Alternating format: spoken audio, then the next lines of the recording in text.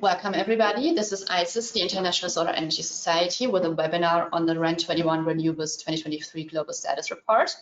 Please hold the line for more attendees to join, and we will begin in a second.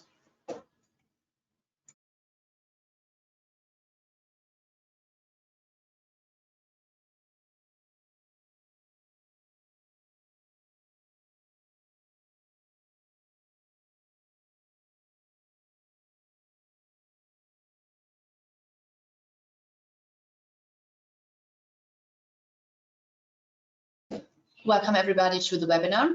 Please hold the line and we will begin shortly.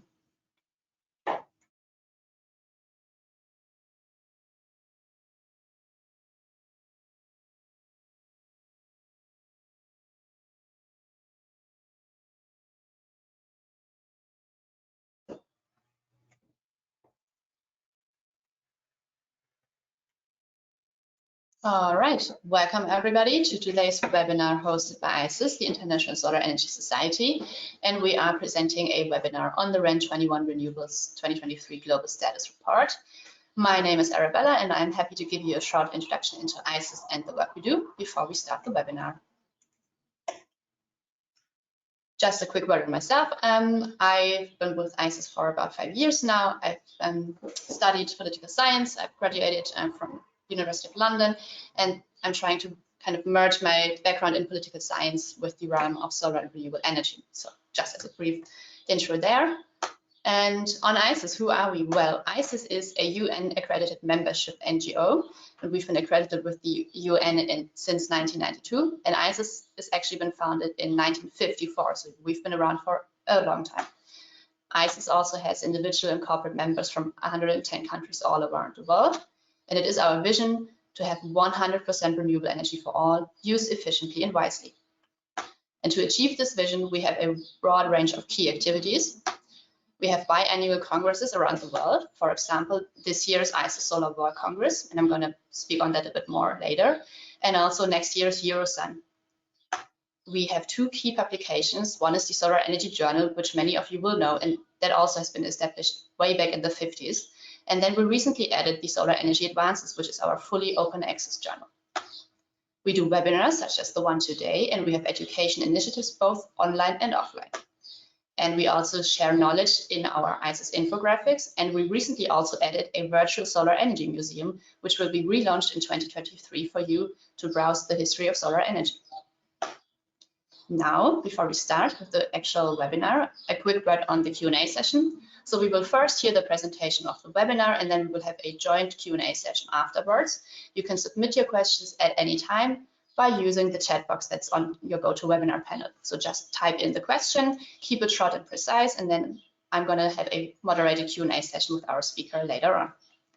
And speaking of our speaker, I'm happy to present to you Jad Baba. He is the REN21 Knowledge and Data Lead.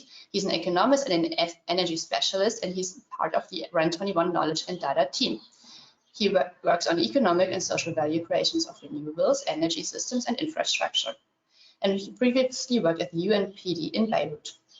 So Jad, the floor is yours. Come on onto the stage, and we're looking forward to your presentation. Hello, everyone. Thank you, Arabella, for the introduction, and thank you very much for ISES to allow us to share our report with the ISES community. I'm just trying to make sure that I have you can see all my screen and that I'm sharing the presentation. Arabella, can you confirm that all is well? We are seeing your preview screen. So if you just swapped the displaying screen. So if you go to display settings on the top of your screen. Yep. And then click swap. Okay. There you go. Now we are all set. Thank you. Okay, perfect. So yeah, I will start the presentation with a quick introduction of REN21, and then I will dig right through the findings of the GSR 2023 collection. tailored to solar enthusiasts. So REN21 is a global community of renewable energy actors from science, academia, NGO, governments, and industry. We're a community of more than 4,000 members, and we built on this community to provide data, research, dialogue, and debates. And our annual publications are probably the world's most comprehensive crowdsourced reports on renewables. And the way we do crowdsource is we rely on this community to provide us with the data, but also to validate and peer review all of our reports. As I mentioned, our three pillars are knowledge, dialogue and debates, and communication. And we believe this is the sweet spot to changing the norms. And we share the same view as ISES. We strive for a 100% renewable energy world used, I really like that, used efficiently and wisely. So the GSR collection has been changing. It's been a report that was previously launched yearly in one single report since 2005. And for this year, 2023, it's the first time that we decide to publish it in 5 different publications. So we started with the renewables in energy demand, where we look more on the integration of renewables in 4 energy demand sectors: on transport, industry, agriculture, and building. And the second report that we published a few weeks prior to this focuses on energy supply. So we really look at the different technologies that constitute renewable energy supply, and we look at the policy, investment, and market and industry trends for each of the technologies. We have 3 upcoming modules. We're launching 2 next week: the economic and social value creation with renewables and the global overview. And later in a month, we will launch our energy system and infrastructure for renewable module. So yeah, we decided to do this change to dig deeper into some of the areas of renewables, but to also tell a more comprehensive story of what happened on a yearly basis in renewables. So in 2022, the key drivers that we believe shaped the energy system was of course rising energy prices and inflation, and that led to energy security concerns. We believe this really brought attention to renewables, and we saw record growth in renewable power installed capacity in 2022, with the 348 gigawatts installed. Solar PV leads all renewable energy technologies in installment and reached the 1 terawatt installed capacity last year. We saw a record growth in investment, with more than 500 billion invested in renewable power and fuels. We saw some slowdown in wind power that was not really carried or witnessed in solar as much, which is a disruption and an increase in material costs that slowed down deployment. And we see that deployment is uneven across energy carriers, technologies, and regions. And for the first time in maybe decades, energy access or access to electricity might increase again due to inflation and soaring energy prices that we witnessed last year. So are renewables fueling all of the world energy needs? The short answer is of course no, but it's different across energy carriers. So most of our energy is in the form of heat and fuel, and we see that the renewable energy penetration in these 2 carriers doesn't surpass 10%. In electricity, we're doing much better. There's a 30% share of renewables in electricity, but it's still not more than it's not more than a quarter of the energy that we consume. So we're doing better in power, and less in heat and fuel.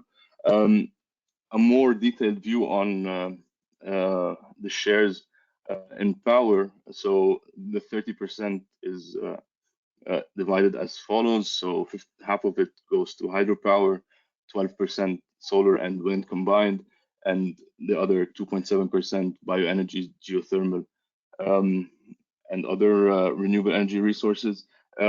Fossil fuels still provide 61% of the electricity produced, and nuclear 9%.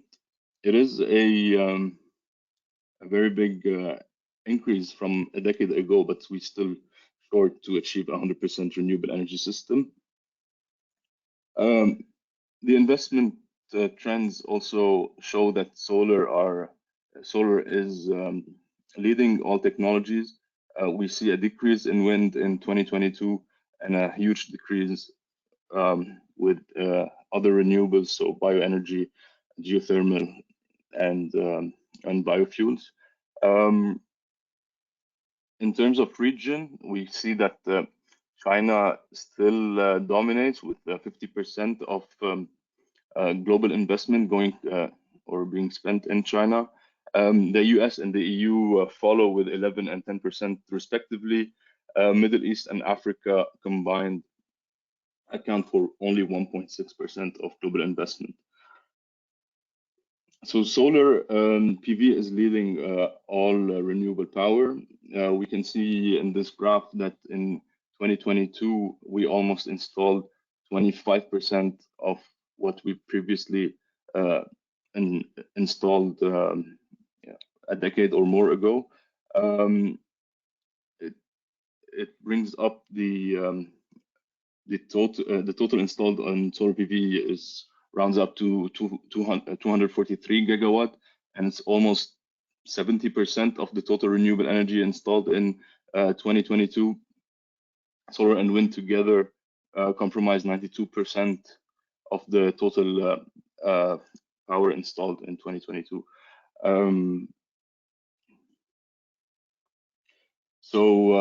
As I mentioned before, we surpassed the 1 terawatt milestone last year with the 243 gigawatt installed. This increase was split, let's say, oops,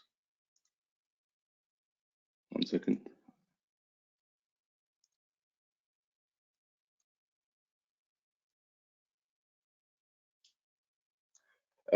This increase was split between utility scale solar PV, which grew 25% in 2022, and solar rooftop, which is still a little bit less than utility scale solar, but it increased 54% from last year. And the solar PV generation reached 4.5% of total electricity generation last year. In terms of regions, as mentioned before, Asia still dominates, and thanks to mostly installations in China, so for the 10th consecutive year, Asia dominates with the 64% of all capacity additions. It's the same story in terms of manufacturing, where 80% of solar PV manufacturing is concentrated as well in China. In terms of a more detailed view on where most of the installation happened last year. So as we mentioned, most of it was in China with 106 gigawatt installed.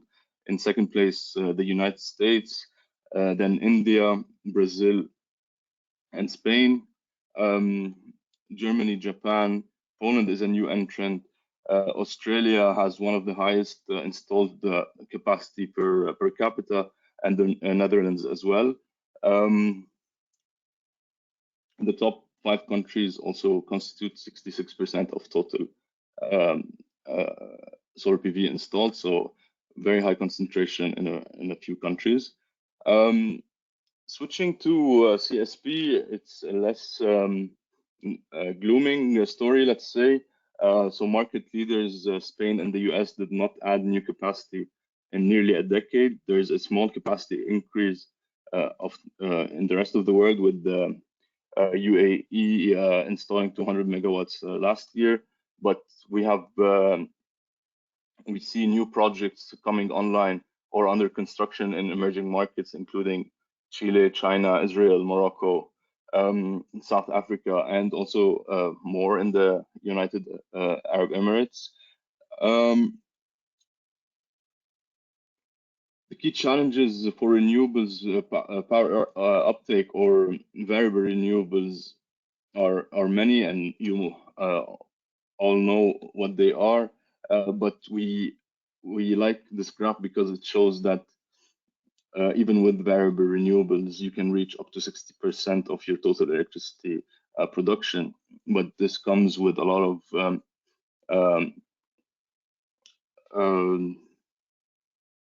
innovations or a particular situation that is needed with regional interconnection, big investment in digitalization, accelerated grid permitting, and accelerated grid infrastructure. So we list these countries that have the highest shares of variable renewables and with their maximum daily penetration. If we move to heat, we have slightly different stories where we believe structural changes to drive renewables are needed. We see from this graph that only 11.5% of heat consumption is provided by renewables. So renewable electricity constitutes 2.3% of this. Solar heat and geothermal combined 1.2%, up from 0.4%, and modern bioenergy, including district heating, still leads renewable energy, the renewable energy shares, and all of the renewable energy that's providing heat does not surpass traditional biomass. In terms of solar water heaters, we saw that demand for small-scale systems or residential systems is decreasing, while increasing for larger systems. So solar industrial heat plants saw record increases in 2022, with the Netherlands leading with 38 new systems installed, followed by China 17 and France 14. Solar thermal in district heating are picking up in China and Germany.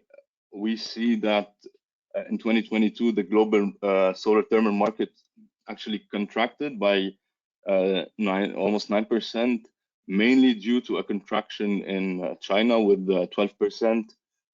However, driven by the energy crisis in Europe, we saw double-digit growth in sales in a lot of European countries. Italy, the sales were up 43%, France 29%, Greece almost 17%, and Germany and Poland both with 11% increase in 2022. There's also a story of heat pumps that was really booming in 2022, with some countries like Poland increasing sales by 120%, Belgium doubling the rate of increases in heat pump in 2022 compared to 2021, and the United States still leads the market with the most installed heat pumps. I've put this slide here just to say that there might be in some countries we see similar trends between solar PV and heat pumps. So the example of Poland is shown here, and heat pumps are essential for transforming transforming the consumption of heat into a renewable based. In terms of fuel, solar doesn't play a very big role, but it can similarly to the story of heat pumps. It can play a role when we talk about the electrification of end users, so the electrification of heat and the electrification of transport. Solar PV especially can play a big role.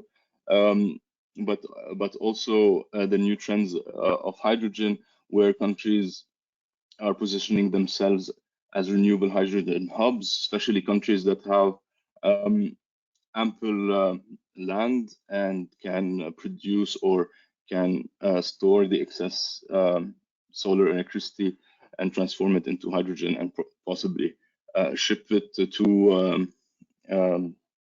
demand centers. So we saw that Australia, Chile, Morocco, and South Africa are set to become renewable hydrogen hubs in the future, but all of this is still too early to confirm what the future will look like for hydrogen. Just to sum up, acceleration. So what we believe is the way forward. We see it in renewable power. We need more accelerated deployment, although the story is very positive, but we're still at 30% of total renewable share in generation. We need to develop grid infrastructure much faster. We need to speed up permitting and increase societal acceptance of renewables and societal support, and phase out of the existing fossil fuel power in the grids.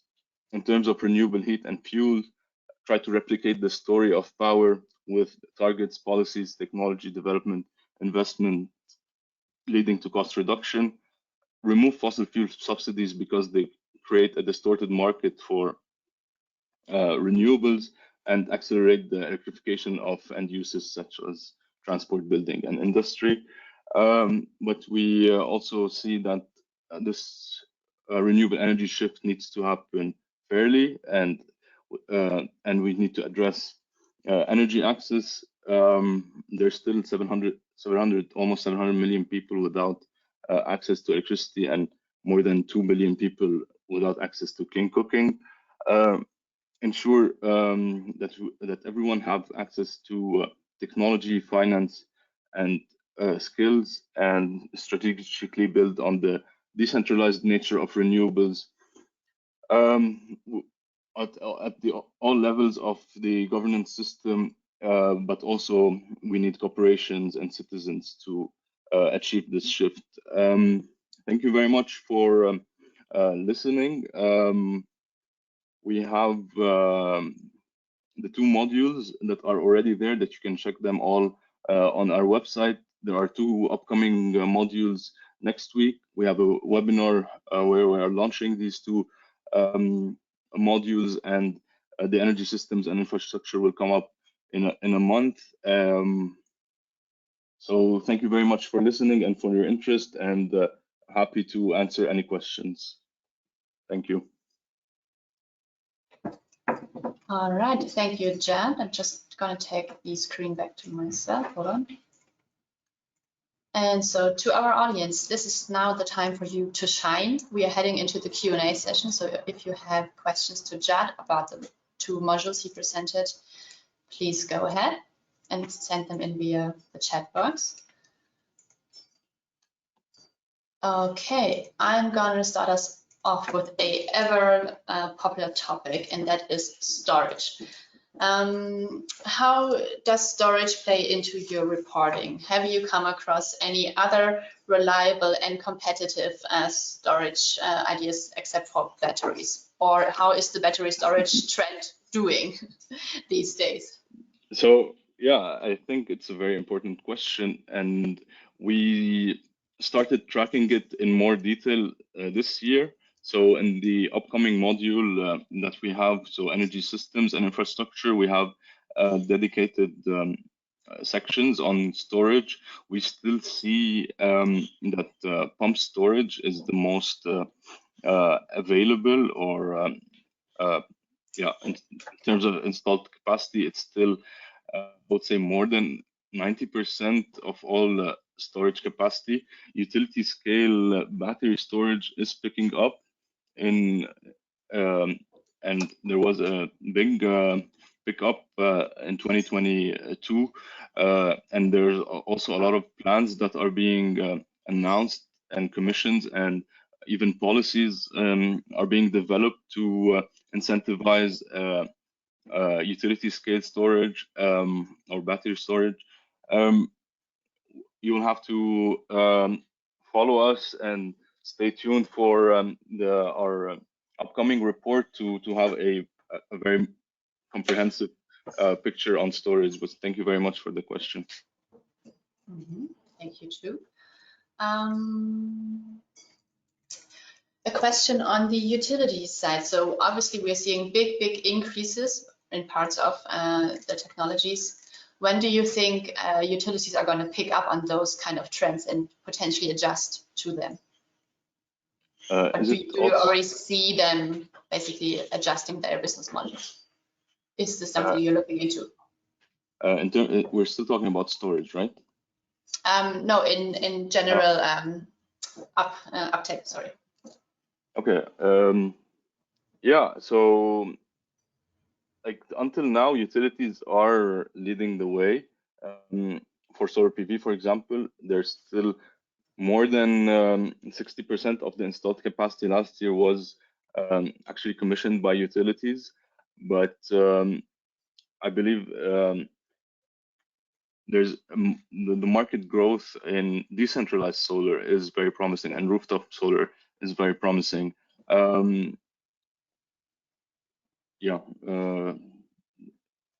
So for example, rooftop solar is sometimes the easiest and most affordable solution for to resolve energy access, and also there's a lot of countries where they suffer from an unreliable utility grid, and people try to revert to solar plus storage to shield themselves from these blackouts and to have available electricity when their utilities are not responding.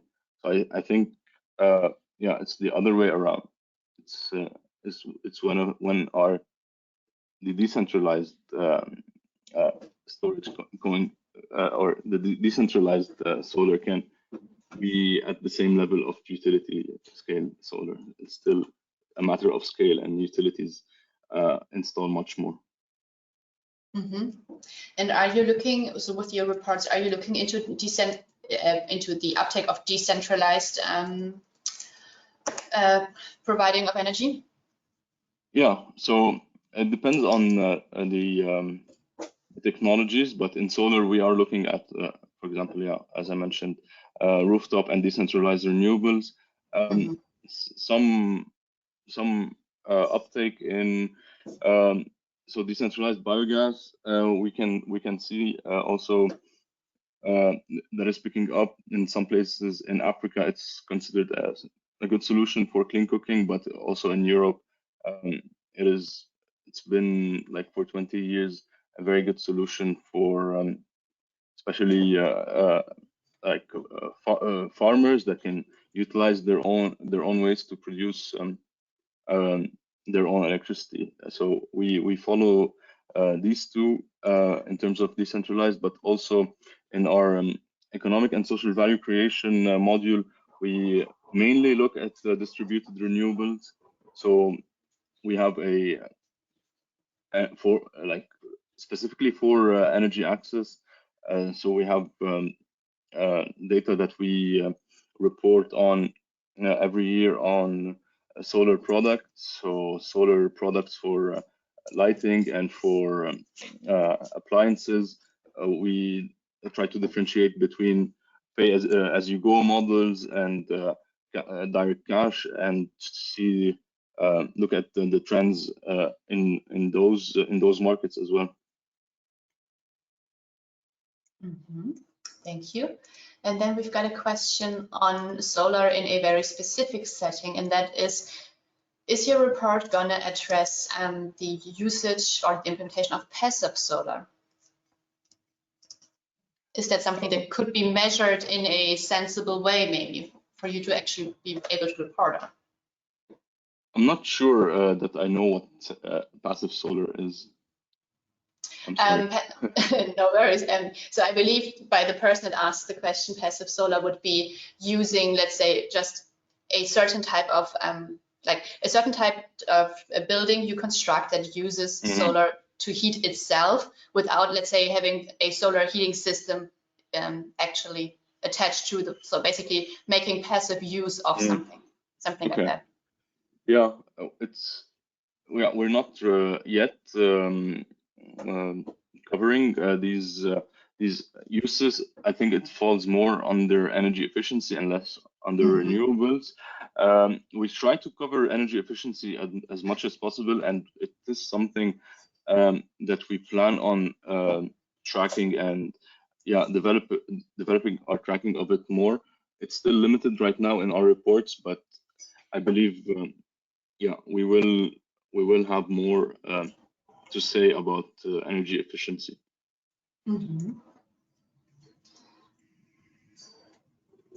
Okay, another question on what the report covers. And I think because the report is now split up into different sub-reports, let's say, I think we're kind of like hopping back and forth because we might not know yet what's going to be covered in a report.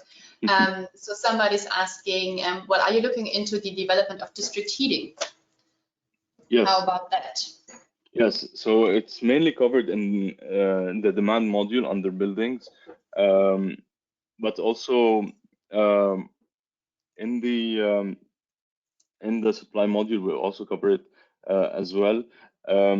Also in the energy and infrastructure module, we also try to cover it as an essential pillar of sector coupling, or what we call sector coupling, which is so how to utilize excess electricity or excess heat for other uses. So district heating is being covered, but we don't have as precise or as comprehensive data as what we've shared right now, but it's also something that we're trying to develop as well. Thank you. So we covered district heating. There's a follow-up question on heating in general, and specifically this person is asking, how do you see the future of renewable heating, more specifically of solar thermal? What does the report say? So 2022, as I mentioned, was so there was an uptake in solar heating, but it was slower than in 2021. One of the main findings of the report is really the pickup of big solar heating, so not residential, more industrial solar heating, and I believe with the energy prices fluctuating and rising mainly in 2022, but also fluctuating, industries are looking more at renewable energy for all of their applications to shield themselves from this volatility. So I believe the future of industrial solar heating is promising, and we will see a pickup even in countries that are not usually leaders in this technology. Alrighty, and then staying on the topic of questions around thermal, have you looked into the development of thermal storage? Because we already talked about battery storage. What about thermal storage? It's also covered in our energy systems and infrastructure report. So yeah, definitely, and also a very important piece of the renewable energy puzzle. This is the most I can say right now on thermal storage. All right, yeah, okay. We have to keep some secrets for the next launch. That's all right. Going away from the technology, for a second, do you have any insights into how these newly installed renewable capacities have been financed? Is there a financing report, maybe? Yeah, not yet. But I invite you to look at the IRENA and CPI report on finance. They really did a very good job on reporting on where this financing is coming from. So I think there are very interesting insights from this report, especially per technology. Where is the financing coming from? So the differences between technologies. So you can look at how solar is mostly financed by, not mostly, but much more than other technologies by the private sector, and wind much more financed from the public sector, from government, hydropower almost exclusively from the public sector. And also it looks at developing countries and where the financing is coming from. So is it local financing or foreign aid or foreign debt? So I believe I really invite you to look at this report. I can link it, and I think it's a very comprehensive report on renewable energy financing. The data is a little bit quote unquote old, so it covers up to 20. It was published in 2023, but it reports on 2021 financing.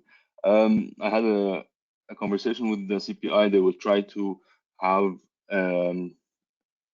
they will publish a report in 2024 that covers 2022. So, and they will try to have this a more frequent report. So usually they publish it every 2 years, but now they are trying to publish it every year. So I will share the link if you want also on the chat.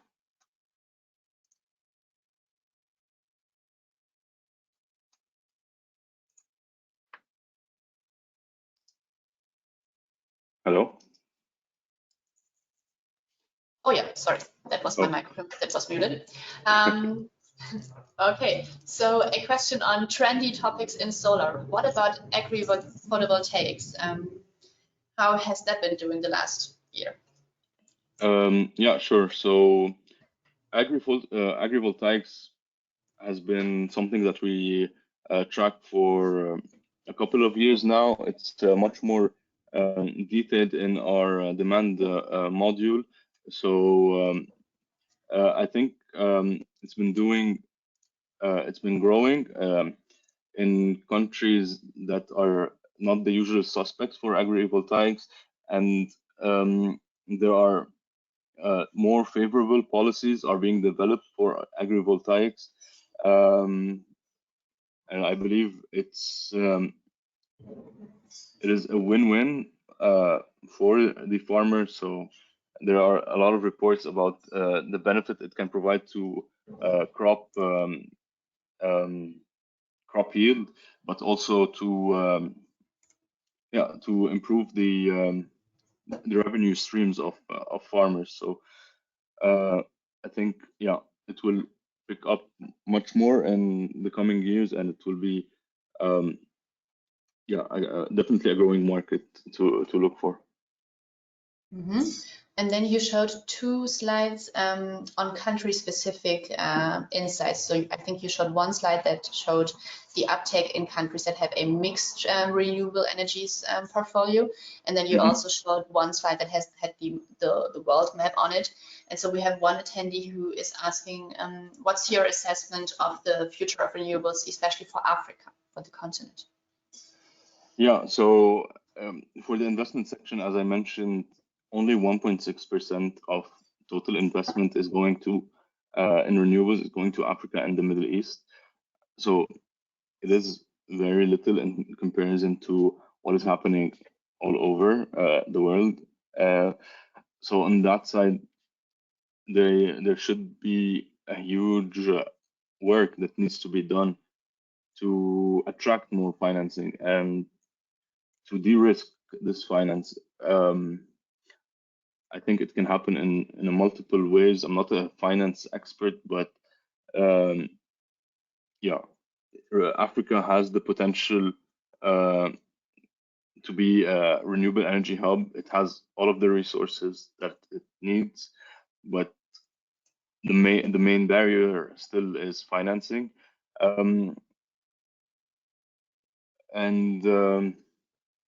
Yeah, there are a few countries that are doing well in Africa. Geothermal is doing well in Kenya. Solar, decentralized solar is employing almost the same amount of jobs in Nigeria that the oil and gas industry is. So that's something that should win over policymakers uh, and for them, like everyone needs to understand the benefit that a renewable energy world can provide, and how the fossil fuel world is an inequitable world, and we need to change that. That's what I think. Yes, Sorry thank to you. get too political. No worries. For the attendee that asked the question about the renewables outlook for Africa, it might also be interesting to have a look at a recent IRENA report, because Jad, you already also cited a IRENA report. There is a report by IRENA on the renewable energy market analysis for Africa and its regions. So that's probably a really good resource to have a look into. Okay, the perceived downside of renewable energy, what about recycling? So we have a question, well, what about the environmental impacts of disposal of waste after the photovoltaic cells have exhausted their life, and other renewable energy waste materials? Is the report accounting for that, let's say, part of the industry? So it is a report that we are preparing. It's a separate report from the global status. It's called Renewable Energy Sustainability Report, and it is due to be published in October. And I had a look on the first few drafts, and a lot of the it lists a very long list of sustainability problems of renewables, but also it provides a lot of solutions. So it will be a very useful report to have a very comprehensive story about this, about the sustainability of renewables, but also not to build on the same mistakes as the fossil fuel industry or the fossil fuel system, and build a fully sustainable system with renewables. So I think it's a very important report, and follow us to keep an eye on the upcoming work. Okay, so we will have a wide range of reports to look forward to coming from REN21. So you guys are really busy this year. A final technology question, and then I want to have a few more questions on just the reports. How are you looking at market trends in solar thermal systems for air conditioning? So not the heating, but the cooling aspect. Yeah. I confess that this is something that we're not covering as much, but it is something that we should, because where there's more sun, there's more heat. When there's more heat, there's more air conditioning. So there should be much more tracking of this, especially that the IEA reports that the highest contributor to electricity demand in the future will be cooling. A lot of countries right now are developing national cooling access plans. So, and with climate change and rising temperature, this will be a need that will be very necessary in the future, and it should be powered by renewables. So definitely it's something that we should be keeping a closer look on. Thank you for the question. Okay, so this concludes the more tech-specific questions, and now I have a few remaining questions on the report itself. And a very general question we had is, how is the information for the report collected in the first place? So as I mentioned in the beginning, it's crowdsourced. So which means that all of the data comes from our members. Some of the more, let's say, general data, or the more aggregated data on energy comes from the IEA. It's a little bit also outdated, so the last date is 2020, where we have a comprehensive look on all the energy that is consumed. This comes from the IEA. Capacity data, we try to compare multiple data sources. So we have the IRENA capacity database statistics. We have the IEA PVPS for solar. We have, for example, the International Hydro Association for hydropower, GVAC for wind. So it really depends on the technology and the type of data, but yeah, we try to be as comprehensive as possible, and we try to also validate our data with our community. So all of our reports are put out on for peer review, so anyone can look at the reports before they get published and provide us with their comments, corrections, or additional data that we didn't include. Yeah, this is done for every report, maybe 2 or 3 months before the launch, and we take all the comments very seriously. And yeah, we have data agreements with different organizations, as I mentioned before. So yeah, this is kind of how we we try to have a very comprehensive report on a yearly basis. Mm-hmm. And so you just now mentioned that you have data from other big organizations, but what if our attendees would want to contribute to the reports as well? Yeah, so definitely that would be a very welcome experience. And what we do is also we have a survey that we launch in September, and it stays open till March, where we invite anyone to provide us with their data. It can be data on anything really. So it can be capacity installed, it can be a case study that they think is very interesting to include that happened in the previous year. It can be a policy announcement, it could be an investment announcement, it could be a new technology, it could be, so anything that we cover. If someone also, like, we try to have interviews with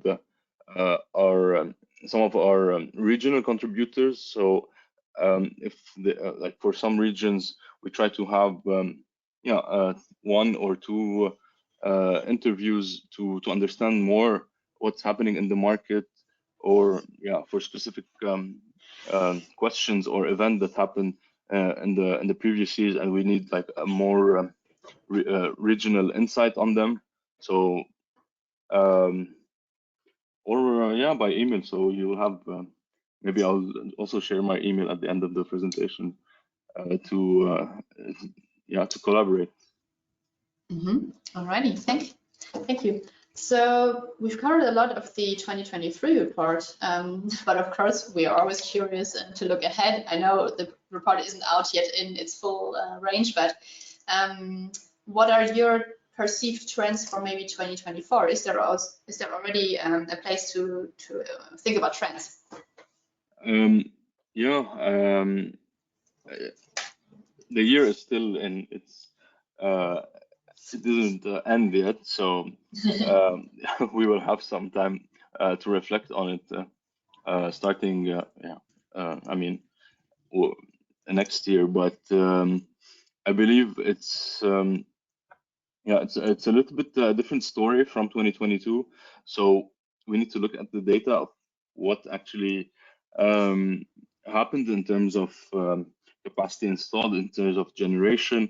But as we saw, like in 2022, energy prices, inflation, energy security as main drivers for renewables. I'm not sure if it will be the same in 2023 because fossil fuel prices have been decreasing, so they might not be as much as a driver for the uptake of renewables, and also the cost of capital is increasing, so there might be a slower uptake or slower investment. But this all needs to be confirmed with more data and more insights, interviews, on all of the methodology that I've shared before. Of course. Okay, so if we can't look too far into the future yet, let's maybe just look into the future to next week. I believe you mentioned that next week you're going to be launching 2 more modules. Yes. Can you give us a little sneak peek into what's going to be covered? Yeah, so it's on Wednesday next week. I believe it's at 11 p.m. Paris time. We have also a webinar that will cover our 2 modules, 2 remaining modules. So the first module will be economic and social value creation, where we try to look at the value of renewables outside climate and energy.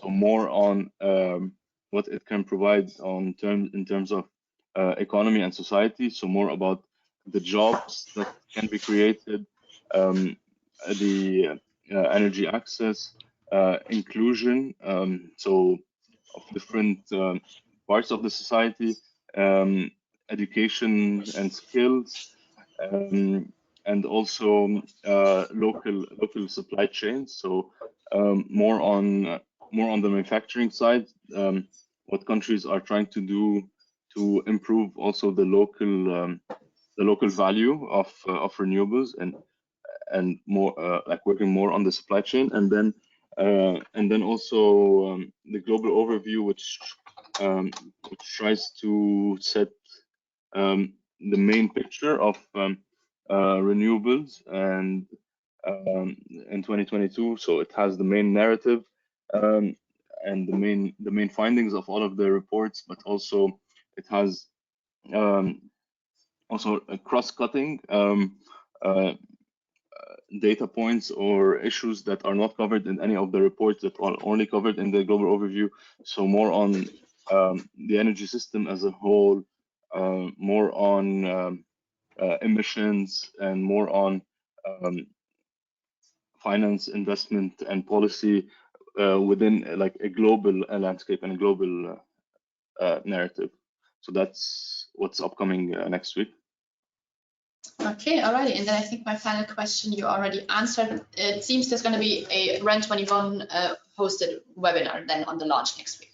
So this is what we're looking forward to. Yes. Okay, so we can send our attendees straight over to your webinar. Perfect. That would be perfect. Thank you. Jad, thank you so much for having us ask you all those inquiring questions. I know it can be a lot, but I think we got it all covered quite nicely.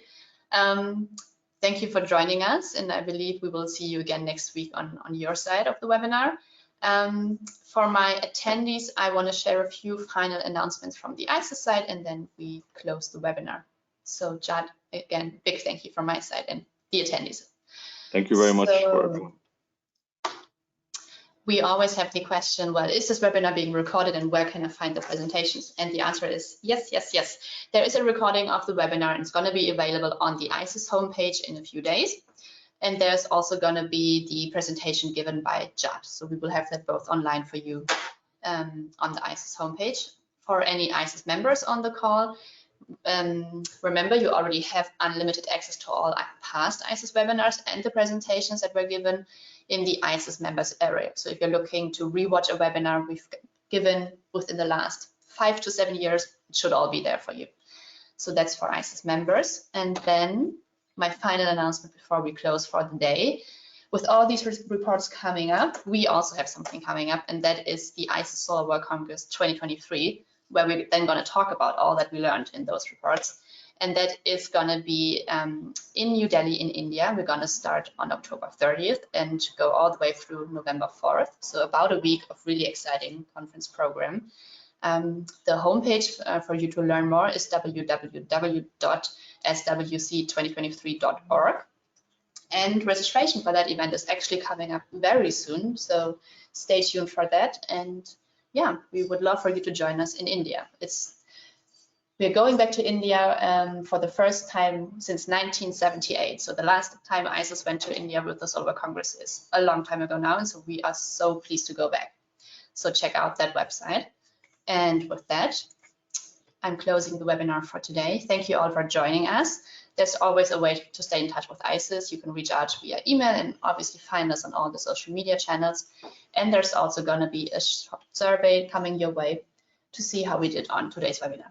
So thank you, everybody, and talk to you again soon on the next. Bye.